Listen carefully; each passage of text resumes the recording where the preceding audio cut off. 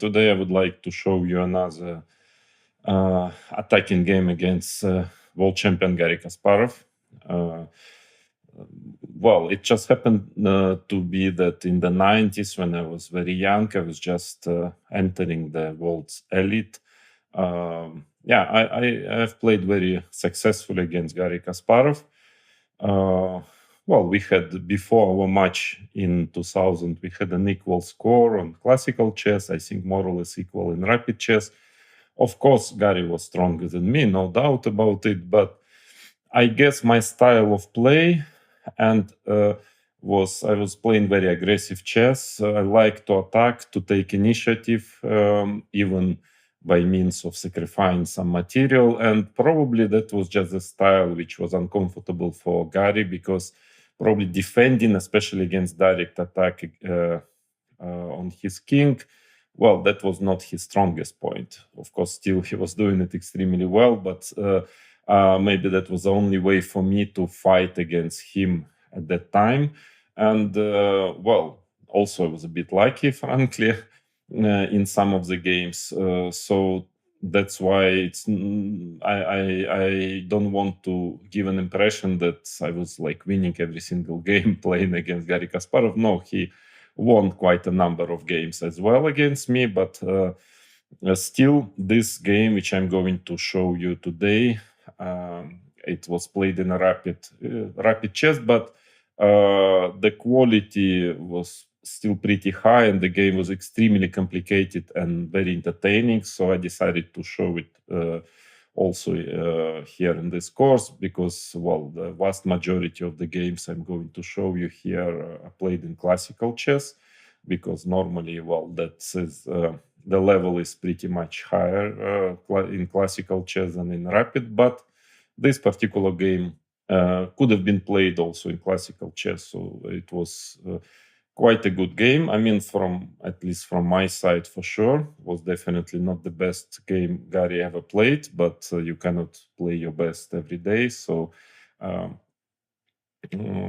from my side, yeah, I think I managed to fight for initiative, and in a way, it's similar, structurally similar to the game I've shown you at the very beginning of this course, that by means of some materials, some sacrifices, I took the initiative, started to attack Black's king, and yes, then Garry made a decisive mistake, especially having not so much time. I mean, in active chess, the attack against the king is especially dangerous, actually.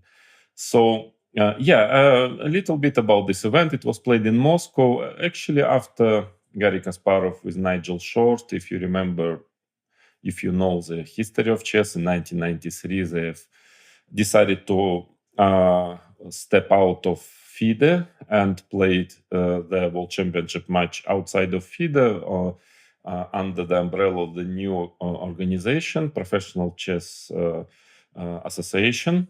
And then this organization started to organize different events.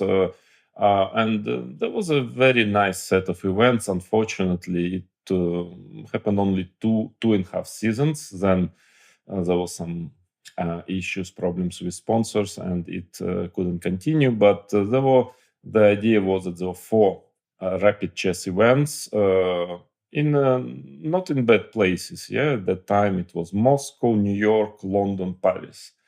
Not bad. And we played always in some theaters on the big stage.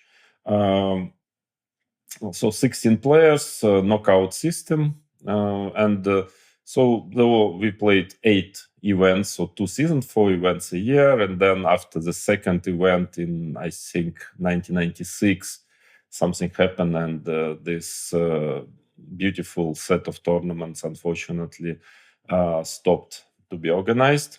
But so that game was played in the very first event, which took place in Moscow in April 1994. We won, both me and Garry, we won our first, the 1/8, and we met in the quarterfinal. Why it was also for me very memorable? Well, I was just 18 years old, still a young boy, and playing in a huge concert hall, actually inside the area of Kremlin.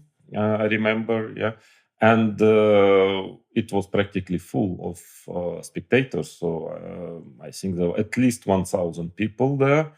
Of course, it's very unusual for nowadays as well, and for that times, and for me playing Garry Kasparov, world champion, I mean, the absolutely great player on the stage with 1,000 spectators, and especially winning this game. Yeah, that was a very memorable moment. By the way, I think you can still find on YouTube a short episode connected to this particular game. Yes, the idea was that there were games of matches of 2 games, 25 minutes without increment. And in case of 1-1, there was a Armageddon Blitz game. I think it was 5 against 4, and White had to win. The first game of this match, I had black and managed quite a solid normal draw with black against e4 in Sveshnikov without too many problems. And so the second decisive game, and I started it with knight f3. Garry played knight f6, c4, g6. At that time, he was playing King's Indian, all the practically, 90 plus % of his games against close openings, he would play King's Indian, of course, with great results.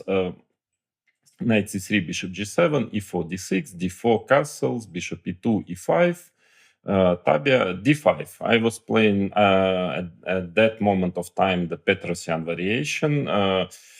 Also quite dangerous, of course. Well, almost any variation is dangerous against King's Indian. So if you are playing King's Indian, you really have to know it well, to feel it well, because White has lots of different setups, and Black must be very precise, must know very well what he's doing in order to not to end up in a strategically difficult position. So d5 is one of the options. Later on, I used to play castle in the main lines, which also was causing some problems to Garry Kasparov that we will consider one of the games we'll consider later in this course. But that time I used to play d5, and now the main move here is a5, actually. The main theoretical move trying to develop the knight to a6, but Garry have chosen knight bd7. Actually, we have just played the classical chess game in Linares about a month before this tournament, and also Garry has played knight bd7, and there in that game I went for bishop g5, which used to be the main move at that time. Here, after h6, bishop h4, very typical way of playing. The difference is that compared to the move a5, that here black can try to do g5, bishop g3, knight h5. That is what Garry have played. And yeah, it seems that, by the way, theoretically this variation is doing pretty fine for black. Of course, black is having some weak squares, white squares, but is capable of taking the bishop.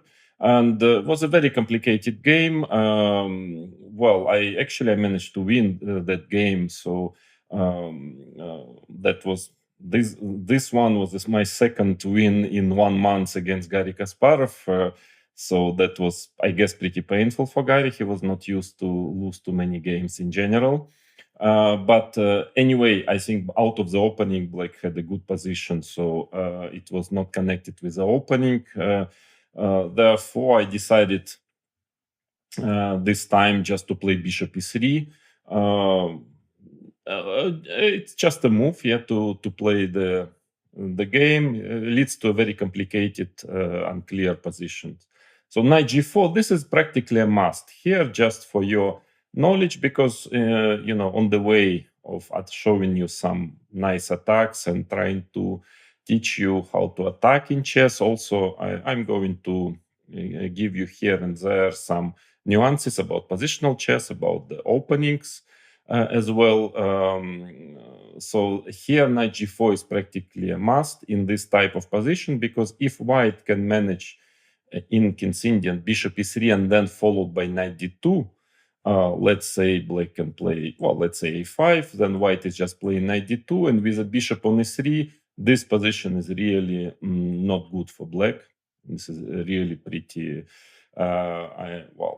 unplayable on the top level, well, maybe playable on the lower level, but still, this is the ideal setup for white, especially when white haven't castled yet. So for instance, very often white can start, let's say knight c5, can start to push his pawns like g4, h4 in these positions, and trying to play with a king on the center, then maybe later making long castle even one day. So that is, it's very important. If you're playing King's Indian, bishop e3, knight g4 has to be played, because now if bishop retreats, black is playing f5, bishop g5, therefore f6, bishop h4. That is a must. It's not a great square for the bishop, but otherwise, of course, if white retreats to d2, then black already plays f5 here, creating quick counterplay. So bishop h4, the idea is to stop f5 for the moment. H5. Yeah, this is a, well, controversial move, I would say. I mean, I know that different players play King's Indian in this type of position. Sometimes they play with h5, sometimes without h5. So the idea is that why h5 here, for instance, because it creates a threat g5, bishop g3, h4. For example, I cannot really castle, because then g5 comes, and if bishop g3, h4, and I think white can still save his piece with h3, but it's not leading to anything well, very good for white. So that's why it's like h5 is practically forcing white, if he wants to fight for anything, to put the knight on d2. That's how I played actually in this position, because if black would have started with a5, for instance, let's say after knight d2, maybe he can try to play knight h6. You will see in this game further on that pawn on h5 instead of h7 has its pluses and minuses. But here, I think why Gariev started with h5, because probably he was not sure that, let's say, if I castle here, h5, and now knight can go to e1. That is a major difference, because already g5 is not working. Simply bishop g3, the knight is hanging on g4 after h4, and after knight h6, f3, and it's a typical position. But knight gets to d3 instead of d2, where it's much more active. Yeah, it stands better than on d2. So that's why he have played h5, but I managed to make use of it in some other way. So I went knight d2, knight h6 now, again threatening g5, h4, so white is forced to defend against this threat, f3, knight f7. And now, again, there is a very important nuance that white haven't castled yet, because I believe that if white castles here, castle short, black's typical plan in this position is bishop h6, usually always king h1 useful, let's say a5, followed by king g7, sometimes bishop g5. A complicated position. I think black is doing pretty okay here, just a very complicated, typical King's Indian. But in already having my knight on d2, so instead of d3, I didn't want actually to castle here, and I got an idea that maybe I can try to make use of the fact that black pawn is on h5, and trying to play for a sharp game, trying to play for long castle, and maybe then one day trying to put g4 and to attack on the king side. Again, as I've mentioned already at the beginning of the lesson, that very much suited my style at the time. I liked active play, I liked sharp game, and I like to attack. So I saw the opportunity that, there is a potential. I played queen c2, bishop h6 is a very typical move, and long castle. So I saw the potential of an attack against black's king. It's still a bit far from being clear, but I believe it was a good choice, both in practical sense and I think also objectively, actually, nowadays engines they approve this idea of trying to play for long castle instead of more like standard castling short.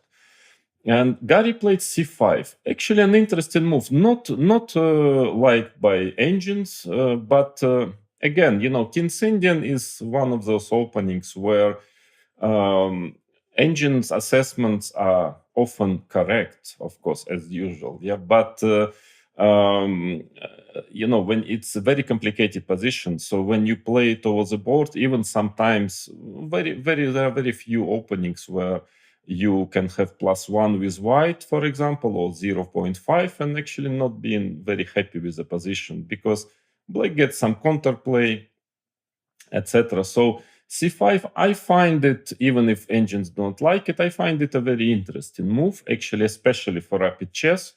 So Gary, of course, had incredible feeling for the King's Indian, and so don't really look at the engines and okay, engines are saying no, this is not right. No, I can tell you, it's a very interesting move. Because the idea is that, of course, normal way of playing would be something like that. Let's say knight c5, king b1, a5, a typical play, bishop f2. But here it's actually becoming very difficult for black to organize any real play on the queen side, because white will slowly start his play on the king side. But let's say bishop d7, maybe white would play h4, king g7, and maybe white would go rook dg1. Actually, engines are considering this position as quite considerably better for white.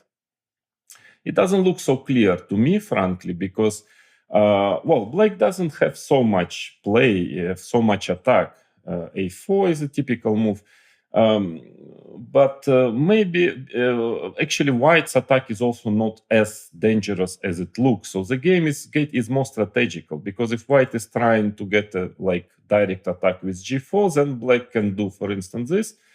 Now he gets this very important square f4 for the bishop, and in case of, let's say, h5, g5, blocking the position, and the bishop on f4 is quite strong. So maybe white can, maybe I would consider playing g3, probably preparing f4 at some point. All in all, I like white, and I probably, Gary, was not too happy with this position, because the potential of white has a serious potential after f4, then f5, g4. So black has to be very careful. So he decided to go for c5 with a very interesting strategical idea. Again, now I played a move which is, I was not sure it's the best move. Engines, again, do not like it. But again, in a practical sense, it is, I think I was right. I was right, because it leads to a position where I felt more comfortable. And in rapid chess, especially having not that much time, it's very important to play a position you feel comfortable with. Because objectively, white, according to the Silicon friends, king b1 should be the move, and white is better because he has more space and so on. And black doesn't have much counterplay, of course, if he is not trying to sacrifice a pawn. But that was exactly what I was a bit worried about. Let's say a6, bishop f2. So black should sooner or later try to play b5, just to sacrifice the pawn. Takes. Let's say knight b6, b3, bishop d7. Okay, engines are saying +1 for white here, which may be objectively true. I'm sure that if two engines would play this position, white would definitely have very good statistics. But we are not engines, and again, black has this potential play on the against my king. So on the A and B line, I have a pawn. It's very difficult to mate white, obviously. But okay, the trend of the game is not what I wanted it to be, because I know how good Gary is in those in this type of position. When he has initiative, he can try to create threats against the king. So again,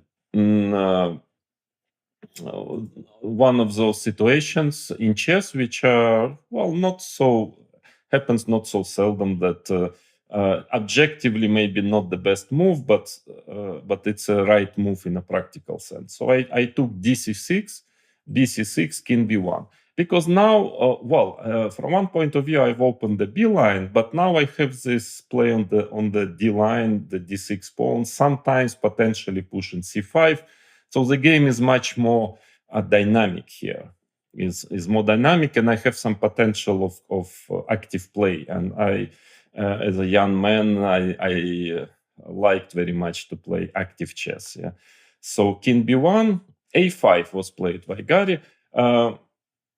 I will show you the ideas, let's say, why this opening up the D line is important. For instance, if Black is trying to maneuver his knight to D4, of course, that is a very important idea for Black. But then White is just in time to meet with knight B3, knight E6. And now Black just needs to play C5, knight D4. He'll probably be better simply, but White is in time to push C5 and to start actually very active play in the center. Bishop can get to c4, so situation is quite dangerous for Black. Something similar if Black tries to play bishop e3, let's say trying to put the bishop on d4, knight b3, and knight c5, for example. Again, trying to put some piece on d4. Takes, and Black wants to play bishop d4 and c5, and again, he will have a fantastic position. But White is playing knight a4, bishop d4, and c5. Again, c5. So White's play here is more in the center than on the king side. And position is still not totally clear. Actually, engines assess it as equal after bishop e6, but rook takes d4, that I think I would have played without hesitation. This kind of exchange sacrifice, take rook d1, taking back the pawn on d4. Even if it's objectively equal, well, it's much more pleasant to play with White. I believe White has a nice initiatives and perfectly, definitely enough compensation for the exchange. So that is a type of play I was heading for, and probably I was too young to understand it really deeply, mentally, but maybe I understood it more intuitively, that against Gary you have to take the initiative. So this game is very typical in the sense that I was, all the game I tried to fight for initiative. I tried to open up the position and to be the first one who will start to attack. So that was my strategy, and it worked. So a5, a good prophylactic move. Just the idea that in case of knight b3, Black wants to play a4. So Black is preparing his maneuver of one of his piece, probably knight c5, knight e6, knight d4. So knight a4, trying to get to play c5. Now, c5 is quite an unpleasant strategical idea for. So there are two ways. One is to play bishop e3, but then maybe White can even try to play c5 still. Very interesting sacrifice. Knight takes c5, knight c4. Looks very dangerous, but bishop d4, and now rook takes d4, for instance. E d4, knight takes c5, dc5, e5. So you see, that is what I wanted actually against Gary, and in this particular game. Bishop f5, bishop d3. Again, equal position according to engines, believe it or not. But White has initiative, definitely. It's White who is putting pressure on Black's position. So okay, maybe against a good defender, I would think twice playing like that. But for Gary, I know that psychologically, he likes very much to play such positions with White. So probably that's why he decided to play c5. He just didn't want to give me this ideas with c5, knight c4, and he is also fighting for initiative. So he wants to put his some piece on d4. So I have to hurry, knight c3. Well, in the meantime, I'm trying to get my knight to d5. Actually, position is very sharp, very unclear, I would say, pretty equal objectively, pretty equal, but extremely complicated. So bishop e3, yeah, it's high time to maneuver the bishop to d4, knight d5, bishop d4.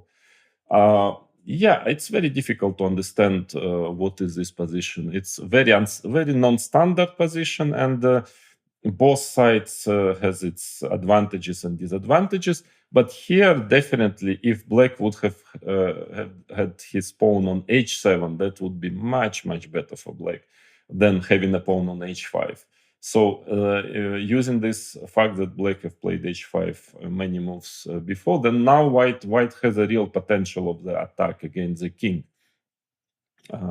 So knight b3 was played. It's logical to try to eliminate this powerful bishop b7. But the problem after knight takes d4, c takes d4, now black has a very powerful pawn structure. He has this pawn on d4, and my white square bishop is not really taking part in the game. So black potentially wants to start creating play on the b line. So white has visually two bishops, good knight on d5, but it can easily turn, into a worse position as well if black manages to create his play in time. So f4 have to be very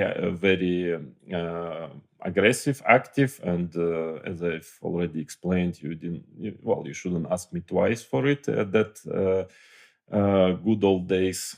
So f4, rook b8, that is actually an accuracy. That is not obvious. You cannot call it a mistake really, but it's a bit an inaccurate move. A very logical move, because of course it is in black's plan is to try to create some threats on the b line. So Gary probably thinks that sooner or later he will probably take on d5, and then he's already getting his rook on the trying to create counterplay, because obviously white is trying to create some attack on the king side. So he is trying to create counterplay on the queen side at the same time. But actually, the best move was knight h6 immediately. That is what Gary played after rook b8 on next move, but was maybe time for prophylactics to play knight h6. And still, again, sorry for repeating it again and again, that in a practical game, okay, computer says it's equal complicated position. Practical game in rapid chess, of course, it's easier to play with white because he has already, kind of potential direct threats against black's king. And now that, for instance, possible to take on e5, d5, let's say rook f1, king g7, very complicated, unclear position. One of the interesting ideas is to play rook d3, trying to go rook g3, but black can start to create his own counterplay with rook c8. Again, a very messy position, hard to understand who is better and why. And actually, it doesn't really even matter. Computer says equal. It could have said slightly better for black or for white. Anyway, it's clear that the game, the game is very sharp, and one single mistake can cause each of the player can cost the point in this position. But let's say objectively, it's pretty equal. Or maybe I think I would have preferred to play rook g1. Very logical. Yeah, again, we are talking about attack. Rook g1, g4, very, very logical play. And it's very difficult for black to play in this position because g4 is really scary. Yeah, if it comes, so black practically only way to play is to go g5. Not an easy move to make, more out of necessity than goodwill, I would say, to play g5. But actually still probably holding for black. FG, queen d2, a nice idea, because if gh, of course, queen takes h6, and knight f7. Well, again, yeah, you can see that it's very difficult to force yourself to play like this with black, because the king is opened. And for instance, white can just play bishop e1 and trying to continue play against black's king. Or even very interesting move is g4, and after some very complicated variations, according to engine, it leads to a draw at the end of the day, but very interesting move as well. So you see, it's another, again, I want to repeat that it's actually very much more difficult to defend than to attack in this play, because white's play is very logical, and black, okay, computer says it's equal, but I'm not even sure that in classical chess any top player would play knight h6, rook g1, g5. It's very difficult, to play like this. So to open up your king. So that's why I think that this is equal position, which is in practical sense better for white. I would say this kind of strange paradox. So rook b8. By the way, I want to give you a very important, I believe, a very important advice for all the players, that when you are preparing your openings, don't look necessarily at the assessment of the position, because computer can say here 0.2 for black maybe, or 0.0, but you should really try to feel if you are happy with this position, because you will have to play.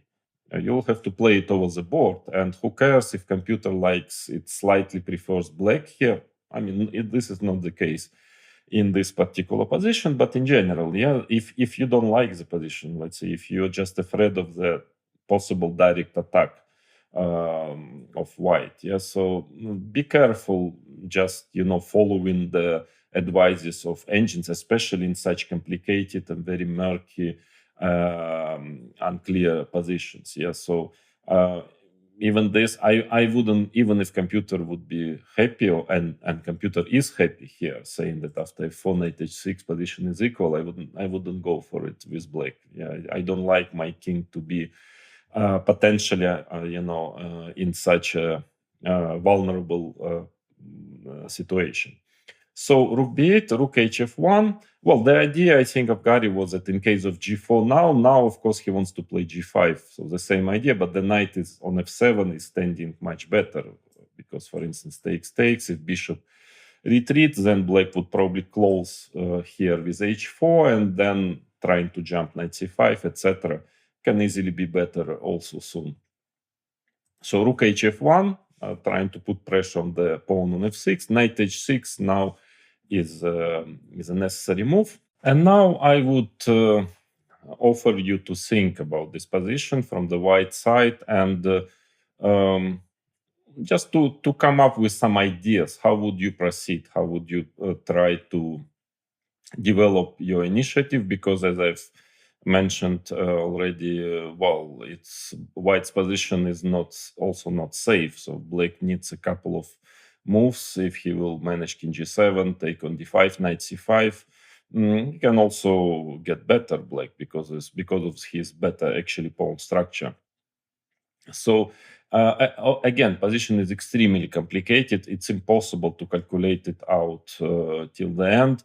What I want, if you wish to think about it, is that you just try to find ideas. That is another important point, that in such complicated positions, the one who sees more ideas is actually, it gives you a very big advantage over your opponent. So here, there are some situations when you need just to calculate very precisely. Here, it pretty quickly becomes obvious that there is no direct way, there is no very forcing way to get some serious advantage for either side.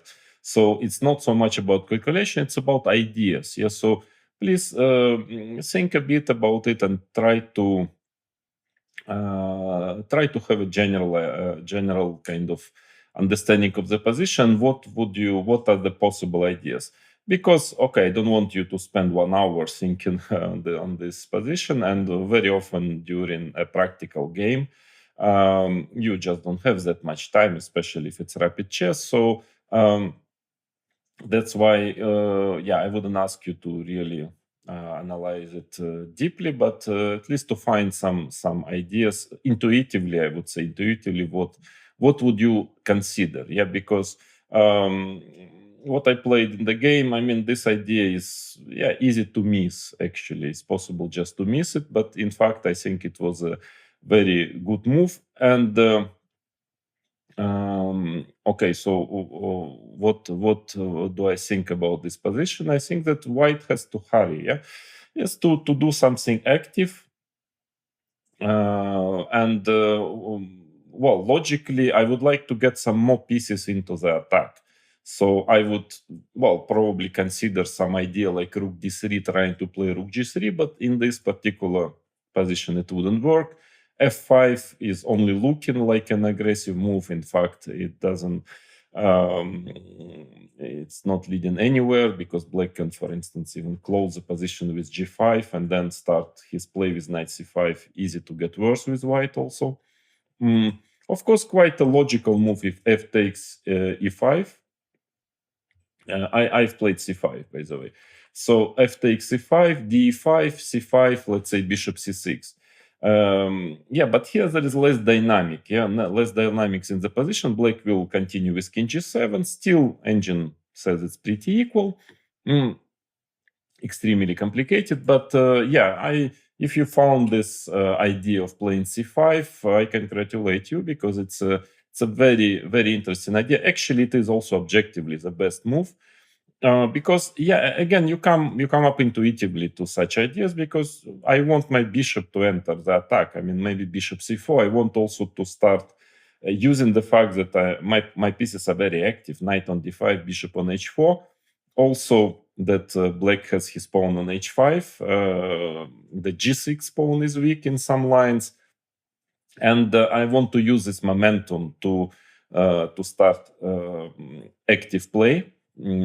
And well, just calculating a bit, I think I've calculated a bit of variations. It looks like it's definitely interesting. That was already enough, especially in this time control. You just played c5, and in fact, I was quite puzzled when analyzing this game already, preparing the course, that even more than very, very powerful engines actually took like more than a minute for a very powerful engine, maybe Stockfish was it, to start showing c5 as a first line. I mean, it's slowly from line 4 to line 3, line 2, and then finally, after a minute or so, it starts to show c5 as the best move. And so it's not like definitely best. I mean, it's not much better than f takes e5, but it develops the initiative. It creates a lot of practical problems also for Black. And in fact, Black has maybe only one way to get a normal position after c5, and it's by no means easy to find. So the idea is that, of course, if knight takes c5, f takes c5. So I'm making use of the fact that well, everything is hanging. After bishop takes d5, e d5, now g6 is hanging. Also, if d5, I mean, one move before also the queen on the knight on c5 will be hanging. So knight takes c5, f e5 seems to be pretty bad for Black. But there were two moves. Actually, d takes c5 seems to be doing fine, but it looks very scary, frankly, because f takes c5, that was my idea. By the way, bishop c4 is also a very interesting move. Black's best is to take on d5, king h7, fe, and now knight g4 is the only move, actually. And, after a very long variation, Black manages to equalize. But I think I was planning to play f e5, because you cannot, because of the pin, of course, f e5 is not possible. Knight takes e5 doesn't work because f6 is hanging. So, but after bishop takes d5, e d5, knight takes e5, now you see the position open up. Also, it's very logical, very well-known rule that if you have two bishops, you should try to open up the position. So queen takes c5. It seems like White is just having a fantastic game, but after knight f5, probably Black can barely, but finally equalize. So the best line is rook f5, gf d6. Actually, White can then take the pawn on d4. Oh, definitely has perfect compensation for the exchange. Even visually, I would say it looks better for white, but with a few precise move, black manages to get a normal game, so position is more or less equal. But it doesn't look very nice. Yeah, again, you know, in rapid chess especially, you have to make, and in general, in such complicated unbalanced positions, very often you need to make your decisions actually intuitively. And intuitively, this is rather counterintuitive to go for such position with black, with a ruined pawn structure, two bishops, this pawn on d6 doesn't look good. Well, how can we know over the board that engines say that this position is equal, and actually this is the best way of playing for black. So that's why Gariev played bishop takes d5, e takes d5, knight f5. Also very logical way of playing. The idea is that after c6, now, well, it's not good to take on h4, not of course because I don't take back on d7 the knight, then black would be just pawn up, but c7. That is, of course, it's also all this white's idea is based on some concrete tactics, as always. So some lines you had to see, like this move c7 was very important to see in advance. But in any case, here knight c5 actually is pretty good for black. I mean, bishop f2, let's say queen b6. Very strange position again. You see, well, the whole game is like this incredibly unbalanced position. White has two bishops, very strong pawn on c6. But black has his own pluses with this very powerful pawn chain in the center. B line, knight on c5 is now very well placed. So very unclear position. I don't know how to assess it. But that was not my plan. My plan was to go all in. F takes e5, a good move, actually correct move in this position. Now, of course, if knight takes e5, then rook takes f5 already, gf c6, and then simply, let's say queen b6, bishop f2, then I take on d4, and this position is pretty bad for black, obviously, so black is practically forced to take on h4 and e d6. Well, quite a pawn structure, I would say. So I sacrifice for the moment. I have only one pawn for the knight, but of course soon I will take the second one. So knight e5, rook takes d4. I don't know. Again, white has initiative here, so I liked it. I went for it, and of course, also the idea is that Gariev played knight f5. Rook b4 would have been actually a good move, but the problem is that then take and double attack is very important. Queen e4 and queen takes b4. And yeah, not very often you see in the game 5 pass pawns, but here this is the case, and of course those pawns are just too much for black to handle. Just too many pawns, so I think the position is quite critical here for black. But knight f5, so, and now of course rook takes f5. Yeah, again, yeah, in when you already start to attack, if you you know, it's just logical, yeah, because sometimes in such unbalanced positions, you will see in many other games in this course, actually some minor piece can be more important than a heavier piece, like knight or bishop sometimes can be more important than the rook. And here, yeah, rook takes f5 is very logical. I just want to continue to develop initiative, and let's say a move like rook e4 would have been quite poor in this position because of many reasons. I mean, I need to, you know, to be energetic. I've already started. I burned bridges already, so let's go for it. Rook takes f5, g takes f5. Yeah, this is one of the most maybe complicated and strange positions maybe I ever had in my chess career, because it's really difficult to understand what is going on. I mean, there is no direct mate here. There is no real, like, completely mating attack, even though, as it happened in the game, actually, that soon was the case. But how to assess the situation? Well, white has for the moment 3 points against rook. very powerful pawns. I mean, very close to queen, but you cannot really queen them so easily because, of course, if c6, queen takes d6, I can also take this the fourth pawn, queen takes f5, and well, definitely more active position. Potential attack against the king, but still rook is a rook, and black has a very powerful knight on e5. So that is a matter of intuition here, how to assess. I mean, I intuitively felt that I shouldn't be worse for sure.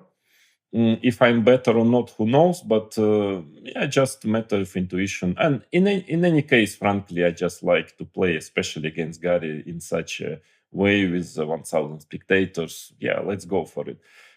But it's true that this position is, first of all, objectively in white's favor, and secondly, again, very important element, it's much easier to play.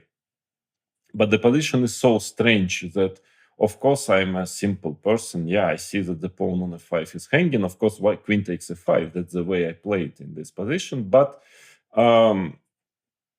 another very interesting move was try to find maybe another idea here, which is really far from obvious, very far from obvious. But again, I'm not sure I saw it. Anyway, maybe we had like both 10 minutes left on the clock here without increment. So not much time to search for refined, positional ideas. But maybe if you have time, you can have a look, just trying to understand the general ideas of the position. And if you have time, you can, you can actually notice that one of the black's main defensive ideas to play rook b4 here is to exchange one rook, because well, black is rook up, but his pieces are very passive. Yeah, it's very difficult to fight against those pawns. Not only that can promote one day, but also they actually take a lot of squares from black pieces. So rook b4 is one of the main defensive ideas here. And that's why, well, first of all, a move like a3 can be considered, as strange as it is, just prophylactics against rook b4. But that was, black also can be in time to create his play after a3. Very interesting move was here a4. Completely positional. So what white wants to put his bishop on b5, and you see how powerful is this bishop. First of all, there is no whatever counterplay on the b line, and secondly, well, my pawns are really can start to run very quickly. So after a4, rook b4 has to be played. So black needs to exchange one rook and then to get his second rook somewhere on b8 on a8 into the game. And for instance, rook takes b4, a b4, bishop b5, a pure positional play. I mean, why I like also this game, it's so strange, it's so many moves which computer offers, advises are so counterintuitive. For instance, here h4, for some reason, computer thinks is the best move. And now one of the ideas, let's say king a2, trying to get king on b3. So a completely crazy position. Engine assessing it maybe a little better for white, equal, whatever it means. I guess for a practical game it doesn't mean much, because it's just frankly such a mess that it can turn any side. I mean, can be any of the three results here, but it's an interesting option, was an interesting idea. Why I'm showing you this a4? I mean, because of course it's a bit, it's a bit maybe beyond human abilities to, especially in rapid chess, to play a4. Just to show you how rich can be those complicated positions, that you shouldn't stick to only to forced lines, trying to play very forced way. So sometimes, like here, can you imagine just sacrificing a rook for 3 pawns and then playing in such a quiet positional manner, just trying to fight for the b5 square. So very, very, I believe, educational moment. That's why I'm showing you this a4 move. So maybe next time in one of your next games, you in a similar situation, you would not only try to look in the direction of forcing moves, but also sometimes there are some positional ideas, even in such situations, like with a very unbalanced material. So queen takes f5, of course, I took. A4 is too refined for me. So king g7. Yeah, the idea is that rook b4 actually was possible. This is the main idea for black in the position. I guess Gary was very afraid of queen e6 check, king g7, just simply exchanging, and queen e7 check. The problem, black's problem, is that now if takes, now I just start to promote my pawns. I mean, they're just promoting. But after knight f7, bishop takes h5, queen a5, and it seems that black is just in time to create his counterplay and probably has good chances to give perpetual check at some point. For example, d7, queen b5. Well, the queen is trying to find a way through those numerous white pawns to start checking. For instance, bishop e2, queen b8, c6, queen f4. This is the best line according to engine, and black has very good chances actually to give perpetual. No more than that, because white is almost promoting already, but not yet at least. And black wants queen d2, so probably it would lead to a draw. Even though to assess it, of course, is very difficult over the board with few minutes on the clock. But maybe the best is rook d2. Also, again, mentioning this moment, I told about the move a4. The same, yeah, rook d2, very positional way of playing. So white just wants to stabilize, and actually white is better after rook d2. Let's say king g7, a3, rook b8, and rook c2. Just stabilizing the position, and it's still not totally clear, but the position is in white favor according to engine. Again, with a slow play. Yeah, rook h8, maybe white can play g4 here already, trying to play for attack, but even I would consider some prophylactic moves like king a2 or something. At least I would consider this. So, very strange position, but probably better for white. So king g7 was played, and now, again, having in mind what I've said earlier, think about this position. It's awfully complicated, so don't try to solve it by force, or don't try to find necessarily the best solution, because it's extremely difficult. Again, all what I want from you, because I think that would make you improve in such position, is to find ideas. What are the ideas? What are the possible ideas for white here? Well, obviously, bishop takes h5 is an option, definitely, yeah, just to take the pawn. But maybe there are also other ideas in this position. We'll try to think about it. Again, as you already understand, of course, I just took the pawn on h5. I've played bishop takes h5 in the game, and that is, of course, a very normal move. Yeah, it's a very decent move. But there was one very, very powerful resource here, which, again, you can actually logically try to get to it if you have at least, some minutes on the clock. And if you're not playing under tension, with 1,000 spectators against Garry Kasparov, then you play something more simple, more, logical, yeah? But actually thinking about this position, you understand that black's, as I mentioned already, black's main idea is to play rook b4, yeah, to exchange this one pair of rooks. So computer shows a absolutely fantastic resource here. Actually, the only way for white to be much better, but in a way, it's quite logical, even if it's, again, from the first sight, looks really counterintuitive. Rook e4, that was a very strong move. Actually, a3 also might be interesting, but rook e4 was really killing move. So the idea is that, first of all, sometimes white is thinking about taking on e5. Of course, not immediately, but sometimes, because this knight is very powerful. Yeah, it's the only good piece black has in the position. But the main idea is that actually white wants rook e3, rook g3.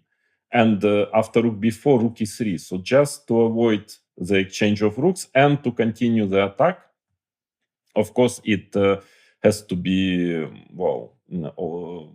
connected with a good calculation, because rook g3 check is pretty dangerous threat, to put it mildly. So h4, black is playing, and now bishop d3. That is a k move in the position.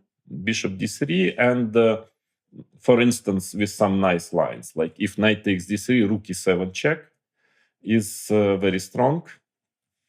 Also, for instance, if queen takes e7, d7, I don't know, rook takes b2 check, looks very dangerous, but king a1, rook b8, and now white can take on d3, and he's just in time. Rook b1, queen takes b1. This is winning. And after rook f7, king f7 is very nice. So we are rook and knight down, but white is just mating black like this. And in case of rook g8, which is the best defense for black, now just to show you for your aesthetic pleasure, if you want, a very beautiful way of playing here, that white is actually winning after queen h7 check, king f8, bishop f5. Very difficult, of course, over the board, just because g2 is hanging b2, you know, a lot of, seemingly black has a lot of counterplay, but white is always in time. And the main line is rook takes g2, queen h8 check, rook g8, queen h6 check, rook g7, another sacrifice, rook takes e5, f takes e5, and now bishop e6, just a quiet move. Queen h8 is threatening, and white wins, because after queen g5, check, rook g8, queen g8, queen g8, bishop g8. In case of king g8, finally another motive that the pawns are simply start to promote. d7, rook b8, c6. Again, practically unhuman, of course, to see it, but just a beautiful variation, and a very nice resource. Rook e4, in a way, very logical. When you attack, you try to leave as many attacking pieces as possible on the board. But somehow it didn't just cross my mind that having been a rook down, you can just play so quietly. Rook e4, rook e3. I thought, okay, at least I take the pawn. I have perpetual very often after taking this pawn, so I want to be safe, and it's very logical move. You just don't have time for such beautiful, delicate moves like rook e4. But objectively, it was practically winning. So bishop takes h5, and now we had, maybe 5 minutes left, both in this position. Of course, you just play by intuition here. You cannot really calculate the position, and here Gary made a fatal mistake. Again, also very important advice for you if you're on the defensive side against attack. There is always a danger to play kind of human move, so to say, logical humanly. But here it's already, it's such a non-standard situation that quite often in such positions, the most kind of logical move is actually a bad one. So you need really to, because there is a temptation. For instance, now there is a potential rook g4 check is threatening, and you want the rook on f8 is very passive. So Gary played rook h8, a very logical humanly move, trying to get king on f8 and rook active on the h line, trying to get the rook into the game. But actually, it is a decisive mistake. So rook b4 had to be played. By the way, rook b5 is also a very interesting move. Very difficult to play such move, and there is a long line, and black may be holding after rook b5, but the best was rook b4. Again, the same idea. Maybe Gary was afraid of rook takes b4, ab, queen e6 again, but after queen a5, white has nothing better than giving a perpetual. Here, let's say king h8, queen e7, still king g8 is only move, because black is threatening b3 with a very dangerous counterattack. But after rook b4, white has two other moves. One is really funny, which is rook d3. Actually, very interesting move. trying, of course, to play rook g3 check. And after knight takes d3, queen takes d3. As I mentioned, you see that sometimes in such unbalanced positions, a minor piece can be as valuable as a heavier piece. So the knight on e5 is such a strong piece that white just gives up exchange. And this position is it's one of the most also crazy, one of the craziest I've ever seen. Computer says it's equal. It's not forcing. There are no concrete threats from each side.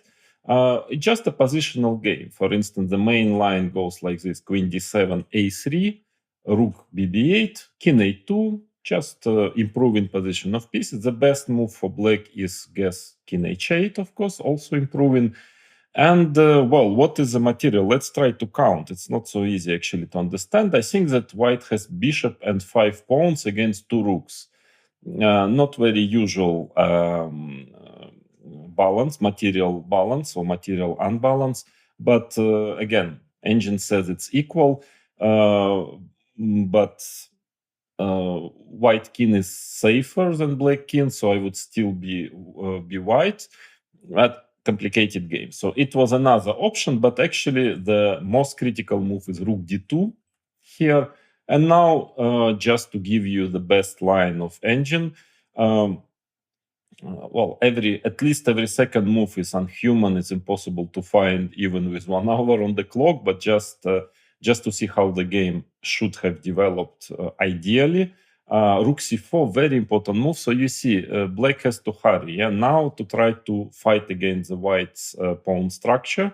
Because if white stabilizes, as we've already seen, like bishop e2, rook c2, a3, he will be better. So, but after rook c4, queen f2, f5, and now just to show you how the main line, bishop e2, now only move knight g4. Well, the difference is that at least white has some other options, but black has practically only moves all the time, which makes it almost impossible for any human being to find all those moves. Queen g1, now rook is hanging, but queen g5 is a very important resource which black has, counter-attacking the rook on d2, rook d4, and now at least the main line goes like this. Why I'm showing you? Because first of all, it's really original and quite beautiful, but secondly, because the position which arises after rook takes d4, queen takes d4 is really, I've never seen yet this structure, pawn structure in my life, because after queen f6, the best move is queen c3. Not completely sure I would have found this with few minutes on the clock. But after queen c3, the best is takes, knight f6, bishop f3. So this pawn structure with the 2 double pawns, 4 pawns on the D and C line, and the position is, guess what? It's equal. It's equal, but it's not forced. It's just a game here. So the game continues like this: king f7, c6, king e8. So pawns are not promoting, but they're quite, I would say, worrying. So king c2, king is trying to get to b5 somewhere. Black is trying to activate his rook via h8. Equal position here. So that was the best move which should have been played, rook b4. But I guess, again, this human temptation just to Gary played rook h8, just to activate his rook, to get the king to f8 in case of check. And here that was a decisive mistake. So I would offer you now again to think, to find the most actually refutation of this move of rook h8, why this move is not working. And actually refutation of this move is very strong and at the same time quite beautiful also. So a perfect combination for a practical chess player, that you win a game and you also enjoy how you manage to win this game. So I think Gary missed, probably he saw rook g4 check. This I don't think he missed. So the idea, of course, that knight takes g4 is not working because of check and queen f7 mate. but king f8, and now actually, frankly, even simple retreat, rook g3 is strong enough, and white is winning here. So rook h8 was not good in by all means, in many senses, but actually very strong move is queen e6. And it's quite beautiful, because not only that white is rook down, but also he has two pieces out of remaining three hanging in this position. Well, not really hanging, as you understand, because after rook takes h5, there is rook g8 mate, or in case of knight takes g4, there is queen f7 mate. So pieces are, you cannot take them. And actually, white doesn't have a very direct threat. It's just that black is stalemated. Practically, it's a stalemate. Black has no moves. Because, see, the knight on e5 cannot move because of queen f7 mate. Same goes for rook on h8 because of rook g8 mate. The queen doesn't have squares because f6 pawn will be hanging. So actually, king doesn't have moves. So basically, black has simply no moves. For example, after a4, there are many ways to win the game, but engine thinks that the best is just a3. Is like a Zugzwang, trying to put black in Zugzwang. Quite amazing position. So Gary played rook b7 here. Well, still, of course, white. Well, if white gives black a couple of more moves, black will be more than fine. But the problem is c6, and well, it's connected with some calculation, but not too difficult. Even though there was not so much time left, but that is quite direct. So c6, and the point is that now knight takes g4 is already possible because f7 is protected. But after cb, rook takes h5. Big material advantage, but not for too long. Queen c8 and white wins, just queening his pawn. So that's why Gary's idea was rook takes b2 check. So to force c6, because anyway black has no useful move, and now taking on b2 and trying to give perpetual check, but it doesn't work because king takes b2, queen b6 check, and now the only way to win the game, but not too difficult, is actually to march now with the king. To march to the 8th rank, in fact. So king a3, queen c5 check. Okay, white is of course threatening all sorts of mates, so black has only checks now. King a4, queen c2 check, king b5, queen b2 check, king a6, queen e2 check, king b7. Quite nice, and actually the best variation, what I liked is, let's say if black is trying to play rook h7 check, d7, I think here Gary actually resigned simply because of the variation. Queen b5 check, king c7, so king is escaping fine. Rook takes d7 check, cd, queen c5 check, and now I like the most, of course, king d8 is winning, but the most elegant is king b7, queen b5 check, king a8. That finally the white's king finds a safe place on a8 in the middle game with queen on the board. Not, again, quite a rare occasion, and there are no more reasonable checks, and of course white is winning. So yeah, very well, very memorable game. Of course, a lot of emotions, especially at the end of this game when I had this almost standing ovation of 1,000 people. Good memories for me, but the most important is that I hope you not only enjoyed, because there were a lot of, well, really original variations, strange positions, and well, I think it's quite enjoyable, but most important that I try to explain certain general points during this lesson, and hope it was useful for you also, and it learning this lesson. I mean, watching this game will also improve both actually your attacking and also your defensive skills, and you will not get mated as Garry Kasparov, even though being compared to Garry Kasparov, even get mated as Garry Kasparov is also actually not that bad, but still. So a very interesting game, very complicated. Hope your head is still functioning, and it's after all those strange variations. And see you on the lesson 4. I promise you something a little bit easier, a little bit lighter, but still educational.